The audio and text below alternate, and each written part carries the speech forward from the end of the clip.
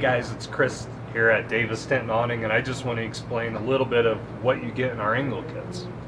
Whether you order one of our tents or you're just looking for an angle kit for a pre-existing tent, it's all the same.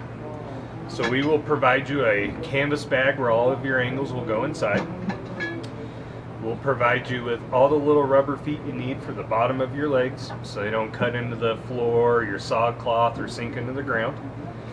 And we will also give you a cut list. This will be filled in telling you how many rafters you need and how long to cut them and so forth and so on. Now, with our angle kits and why I have you here, it's really important that I point out these two angles. This three-way angle with the bolt welded on it will be at the back of your tent. This is a four-way angle with a bolt welded on it. This is the most critical angle, and I get this phone call a lot, so I want to take the time here. It's important that this bolt be on the inside of your tent.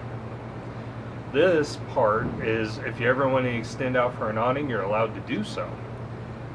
But if you have this four-way angle in the wrong way, it makes your tent or your rain fly, both of them 5 inches too short.